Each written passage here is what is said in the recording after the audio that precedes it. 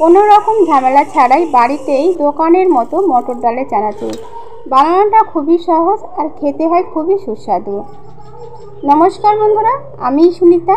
আজ আপনাদের দেখাবো খুব সহজে মটর ডালের চানাচুর। মটর ডালের চানাচুর খেতে কিন্তু অসাধারণ লাগে, খুবই মুখরোচক একটি খাবার আর খুব সহজভাবেই দেখাবো।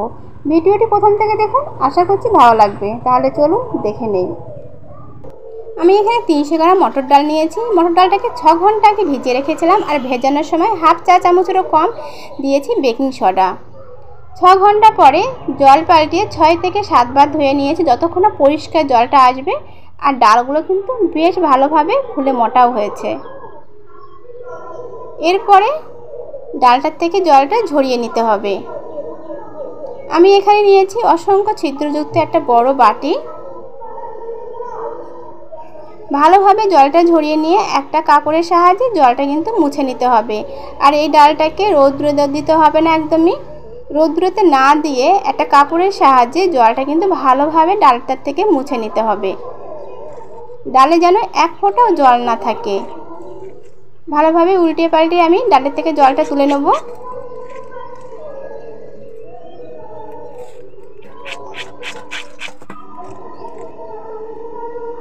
এটা দেখে বোঝা যাচ্ছে যে ডালের একদমই জল নেই, একদমই কিন্তু জলটা মুছে নিয়েছি। এটা তেলে ভাজার আগে একটা মশলা করে নেব। প্রথমে নিয়েছি একটা বাটি, এখানে দেব হাফ চামচেরও কম বিট লবণ, বাড়িতে যে নুনটা খাওয়া হয় নর্মাল নুন, আর দিয়েছি খুব সামান্য পরিমাণে লঙ্কার গুঁড়ো আর হলুদ গুঁড়ো। ভালোভাবে মিশিয়ে নিতে হবে। এটা আমার মেশানো হয়ে গেছে, এক সাইডে সরিয়ে রাখবো।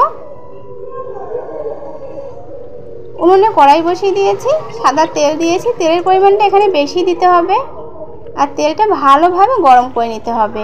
এরপর একটা ঝাঁঝরির সাহায্যে ডালগুলো তেলের উপরে দিতে হবে। সরাসরি তেলের উপরে দিতে যাবেন না বন্ধুরা, এতে কিন্তু তেলটা ছিটকে আসতে পারে। ঝাঁঝরির সাহায্যে আস্তে আস্তে দিতে হবে, এতে কিন্তু গায়ে একদমই তেলটা ছিটকাবে না। আর ডালে যেন একদমই জল না থাকে।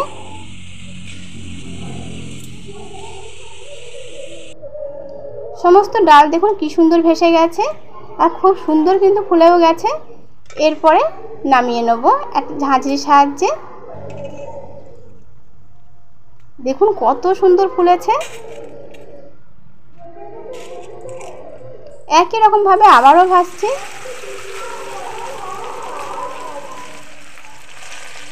ডালগুলো যখন উপরে ভেসে যাবে তখনই বুঝতে হয় বন্ধুরা যে ডালগুলো আমার ভাজা হয়ে গেছে। আমরা বেশিরভাগ সময় দোকান থেকে কিনে খাই, বাড়িতেই কিন্তু খুব কম খরচে আর কোনো রকম ঝামেলা ছাড়াই বাড়িতেই মশলা দিয়ে ডাল চানাচুর বানানো যায়। আমরা বেশিরভাগ সময় বিকেলবেলায় বা সন্ধ্যেবেলায় চা বা কফির সাথে কিন্তু খেতে বেশি ভালো লাগে। বা নতুন কোনো অতিথি আসলে বাড়িতে আমরা কিন্তু মুড়ির সাথে বা কোনো টিফিন হিসাবে কিন্তু আমরা দিতে পারি। দেখুন সমস্ত ডালগুলো কিন্তু একদমই ভেসে গেছে।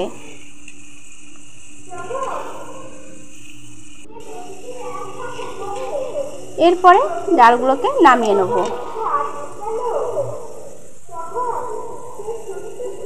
একই রকম ভাবে আমি আরগুলো কিন্তু ভেজে নেব। আমি এখানে দেব কাঁচা বাদাম আছে, এখানে কাঁচা বাদাম আছে 100 গ্রাম। কাঁচা বাদামগুলোকেও ভেজে নেব মিডিয়াম আঁচে রেখে। কাঁচা বাদামও ভাজা হয়ে গেছে।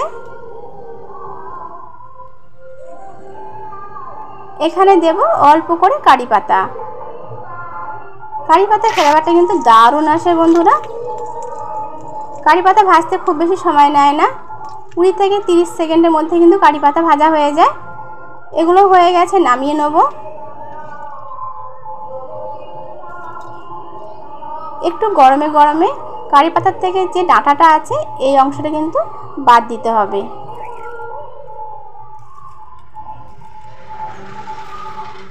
এরপরে এখানে দিয়ে দেবো আগের থেকে যে মশলাটা বানিয়ে রেখেছিলাম এই মশলাটা।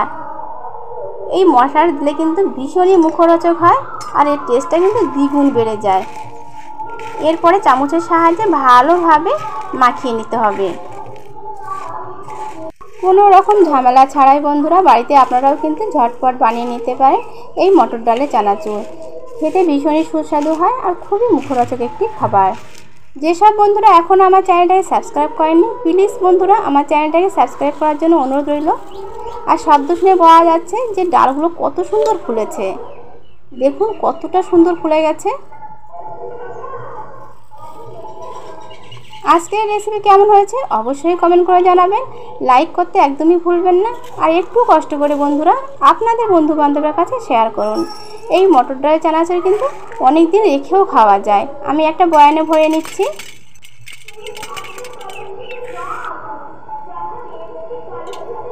দেখুন কতটা সুন্দর ফুলেছে। আর খুব কম সময়ের মধ্যে বাড়িতেই ঝটপট বানানো যায় মটর ডালের চানাচুর। খুব কম সময়ের মধ্যে বানিয়ে নিতে পারবেন। তাহলে বন্ধুরা সবাইকে আজকের মতো নমস্কার। সবাই ভালো থাকবেন, সুস্থ থাকবেন।